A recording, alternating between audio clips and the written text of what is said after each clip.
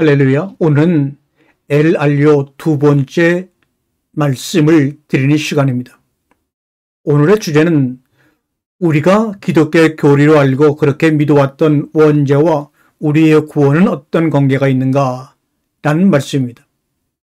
복음서에 보게 되면 원죄가 진정 모든 기독교의 출발점이었다면, 구원과 심판의 출발점이었다면 분명히 한마디라도 언급을 했을 텐데, 산상수훈을 들려봐도, 그 밖에 모든 내용을 뒤져봐도 예수님은 원죄에 대한 언급을 하신 적이 없습니다.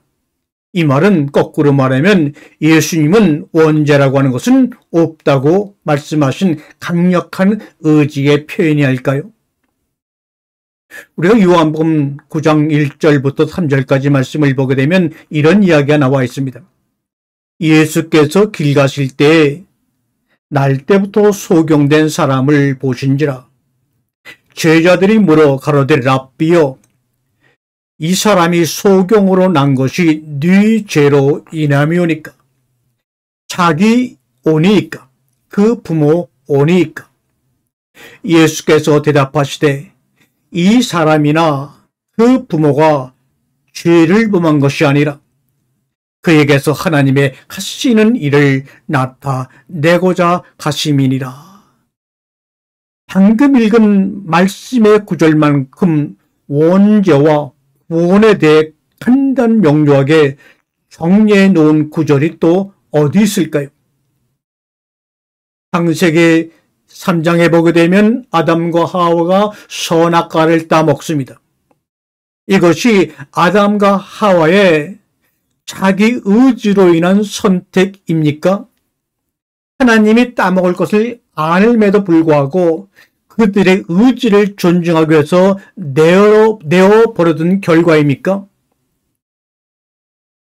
그들이 선악과를 따먹을 줄 모르셔서 그들이 자기 의지로 선악과를 따먹은 하나님의 실수입니까? 오늘 요한복음 9장 1절과 3절까지의 말씀을 보게 되면 아담과 에바가 선악과를 따먹은 것은 자기의 의지로 인한 실수도 아니고 하나님의 실수는 더욱도 아니라는 것을 이 구절을 통해서 말씀하고 있습니다. 우리 사람들은 소경을 대할 때 그 소경됨의 원인을 딱 둘로 나눠봅니다. 첫 번째는 자기의 죄로 인해, 두 번째는 부모의 죄로 인해.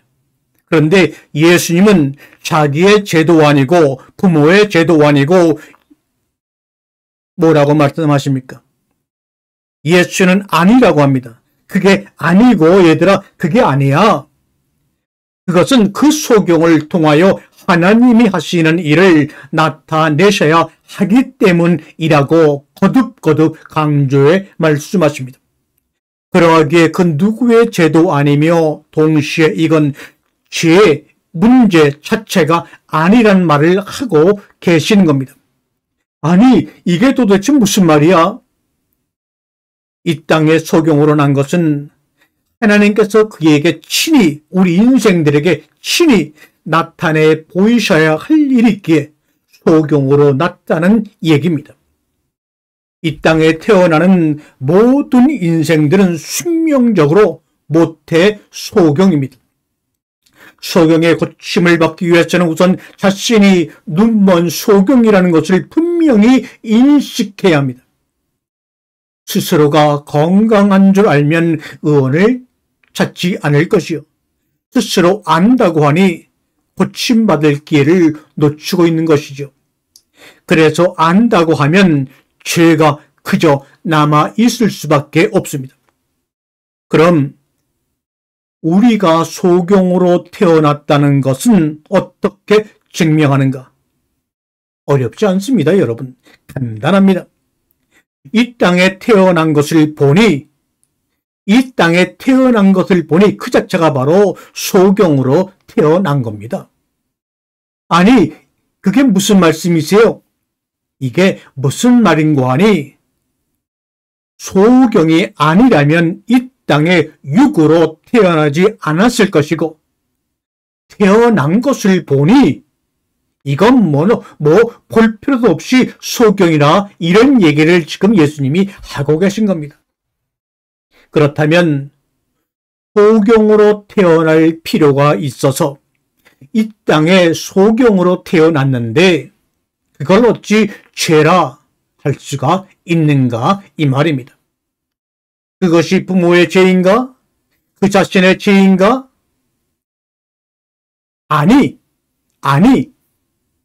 그것이 과연 우리가 알고 있는 죄의 개념의 차원인가? 그런 게 아니다 말씀합니다. 이제는 2000년 역사의 기독교가 그동안 우리 모든 사람들에게 주입시켜준 원죄라는 것의 실체를 똑바로 보아야 합니다.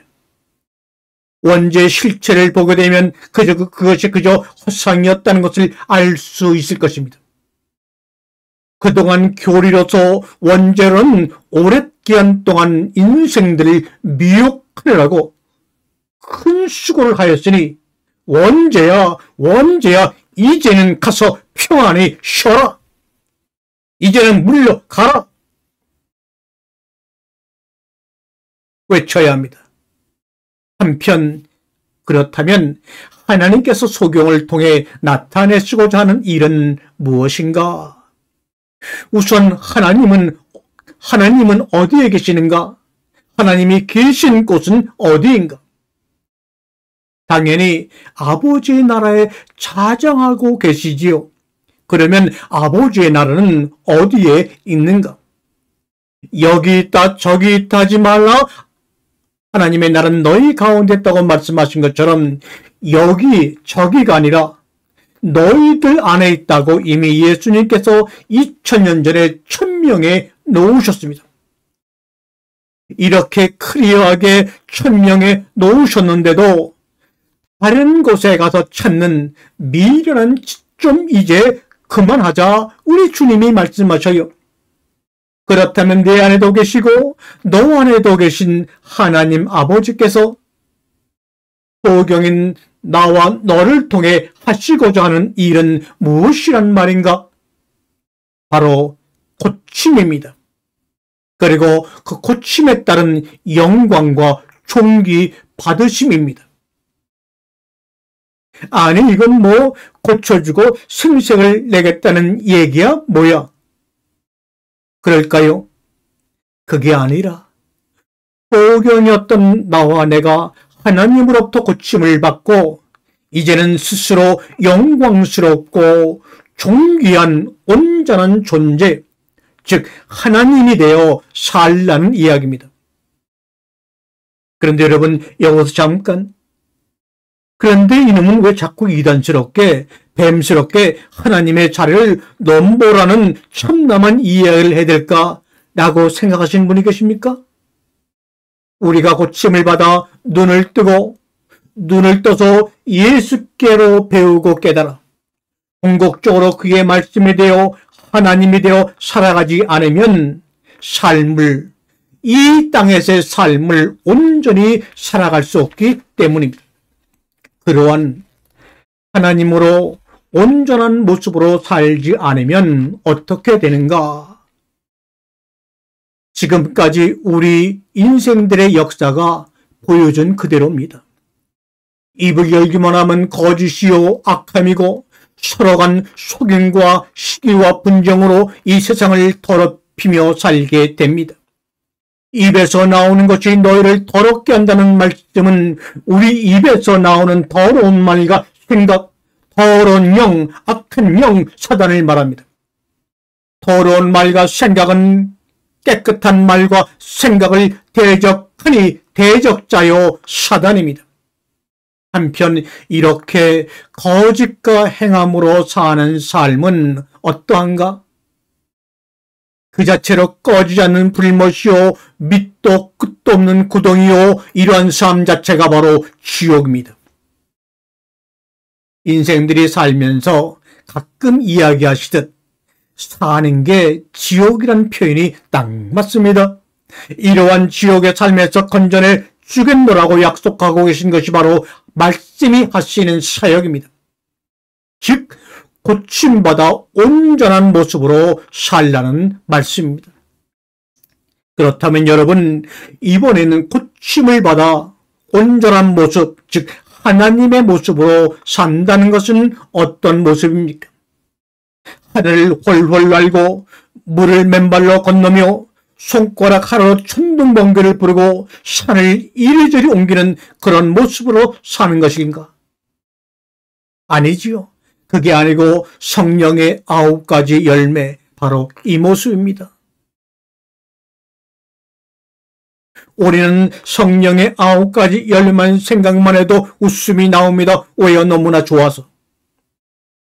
갈라디아 5장 21절에 오직 성령의 열매는 사랑과 희락과 화평과 오래 참음과 자비와 양성과 충성과 온유와 절제니 이 같은 것을 금지할 법이 없느니라. 아멘.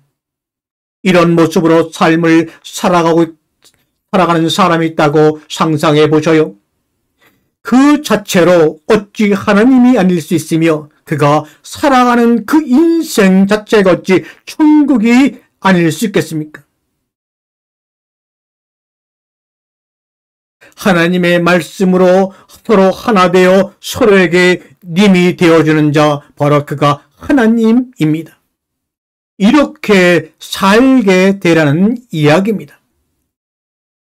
성경의 말씀이 목이 쉬어라 수천 년 동안 말씀하시는 말씀의 요체가 바로 이것 하나입니다. 여러분, 사랑하는 영도분, 전 세계 사랑하는 믿음의 식구와 믿음을 삼하는 여러분들이요, 혹시라도 지금까지 나의 이야기로 원죄라는 것을 다시 한번 생각해 보게 된 분들은 이제 예수 그리스도께로 달려가시기를 바랍니다. 그가 지금 막 나지막한 산 위에 앉아 입을 열어 말씀을 시작하셨습니다. 심령이 가난한 자는 막 그 말씀을 시작하셨습니다. 끝나기 전에 뛰어가시기를 바랍니다. 그리고 새로운 길로 들어보시기 바랍니다. 그러면 고침을 받으리니 말씀과 그리스도와 하나 되어 우리 서로에게 님이 되어주는 자 하나님 맞습니다. 그렇습니다. 아멘, 아멘.